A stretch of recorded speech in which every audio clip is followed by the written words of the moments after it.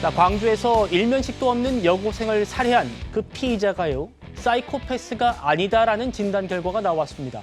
아직 신상 공개는 안 됐습니다만 이미 SNS에 얼굴이 공개되고 그의 외모를 품평하는 부적절한 댓글도 논란이 일고 있습니다. 바로 만나보시죠. 왜 살해하셨어요? 피의자 하고 싶은 말씀 없나요? 정말 죄송합니다. 뭐가 죄송해요? 필수 없는 죄를 지어서 죄송합니다. 죽으려고 했다는데 왜 여학생을 공격했습니까? 여학생인 걸 알고 한 건 아닙니다. 계획했습니까? 지금 심정이 어떠십니까? 여학생한테 미안하지 않으세요? 임지혜 변호사님, 이 피의자가 여고생을 살해한 이유가 정말 국민들의 공분을 일으키는 거 아니었습니까? 자기는 살기 싫어서 갔는데 눈에 보여서 범행을 저질렀다고요. 그래서 저 사람 사이코패스 아니냐.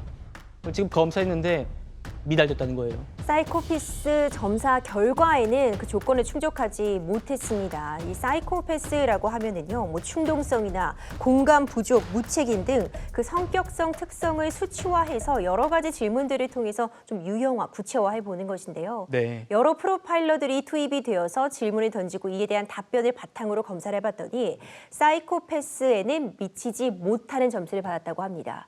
하지만 중요한 지점은요, 모든 흉악범죄자가 사이코패스인 것은 아닙니다. 어떤 정신 감정의 한 유형의 한 결과지에 불과할 뿐이고요.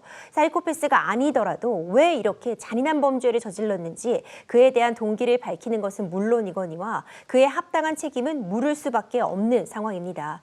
신상 공개가 사실 결정이 이미 되었는데 네. 본인이 이에 대해서 명확하게 신상 공개에 동의하지 않고 무응답으로 일관했기 때문에 예. 현재 방어권 보장 차원에서 5일간의 유예 기간만을 거치고 있는 것입니다.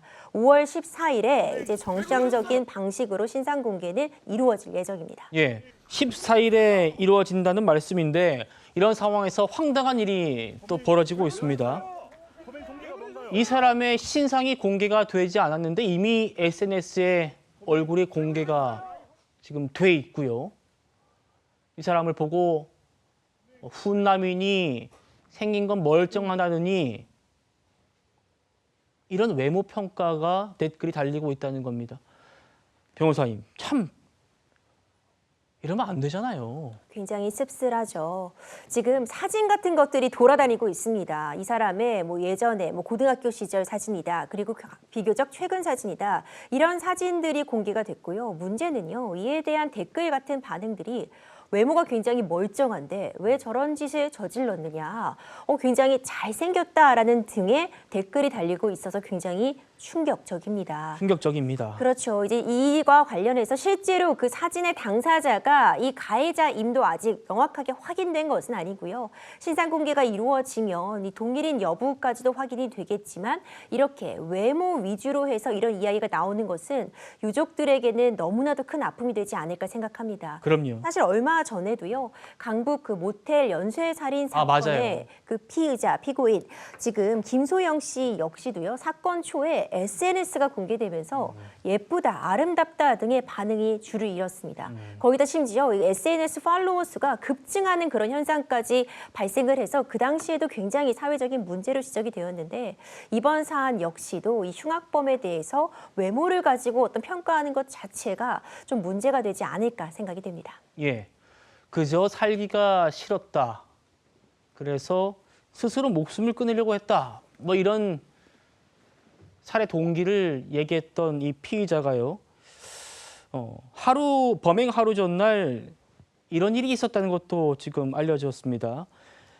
이 피의자가 일하던 식당 동료 여성으로부터 성폭행 고소를 당했다라는 내용인데 이게 혹시 그 죽을 결심에 영향을 미쳤을까요? 가능성은 있죠. 이미 스토킹 범죄를 계속 저질러서 신고당할 상황이었다라는 부분은 전해졌던 건데요. 새롭게 드러나는 부분은 이 범행, 그러니까 여고생 살해 사건이 발생하기 이틀 전에 광주에서 함께 근무하던 베트남 이제 여종업원에 대해서 성폭행을 했고요.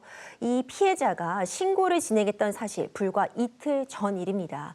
이제 이런 부분들이 이렇게 충동적으로 그리고 정말 무책임하게 살인을 저지른 뭐 하나의 요인은 될 수 있겠지만 그 어떤 면죄부도 될 수 없고 오히려 더 중한 처벌을 받게 할 그런 요인이라고 저는 평가를 하고 있고요. 네. 실제로 이 성폭행을 당했다고 주장하고 있는 그 피해자 같은 경우에는 지금 굉장히 오랜 시간 동안 지금 스토킹 피해를 호소하고 있었고 그 이후에도 극심한 스트레스를 호소하면서 사촌 언니 집으로 피신을 했던 상황이라고 합니다. 사실 이 사람 이틀 동안 흉기를 휴대하고 다녔습니다. 이 죄 외에도 다른 충동적인 그리고 그 외에도 고의적인 여러 가지 범행을 저지르려고 했을 가능성 역시 열어두고 수사는 진행되어야 될 것 같습니다. 예.